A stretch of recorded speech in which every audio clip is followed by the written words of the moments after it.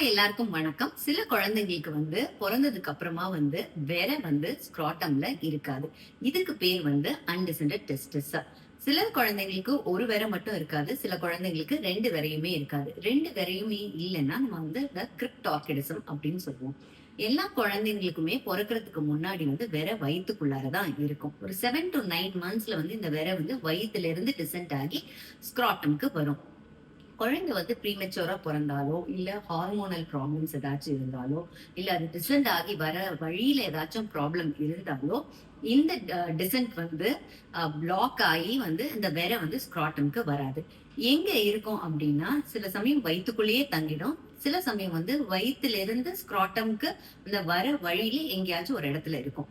இதை நம்ம எப்படி கண்டுபிடிக்கிறது அப்படின்னா, குழந்தை பிறந்ததுக்கு அப்புறமா ஸ்கேன் பண்ணி பார்த்தா மட்டுமே அது எக்ஸாக்டா எந்த பொசிஷன்ல இருக்கு அப்படின்னு தெரியும். வயிற்றுக்குள்ள இருக்கா இல்ல நடுவுல ஏதாச்சும் ஒரு பாத்துல இருக்கா அப்படிங்கிறது தெரியும்.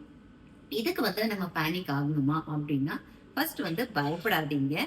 யூஸ்வலா என்னன்னா இது 6 monthsல டிசென்ட் ஆகி ஸ்க்ராட்டம்க்கு வந்துடும்.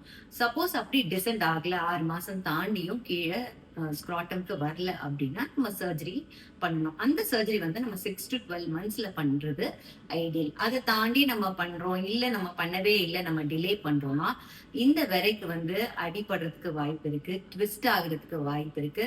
இன்னும் அடல்ட் ஆகும்போது ஃபர்டிலிட்டி இஷ்யூஸ் வரும். அது மட்டும் இல்ல, முக்கியமா கேன்சர் வரதுக்கான வாய்ப்புகள் இருக்கு.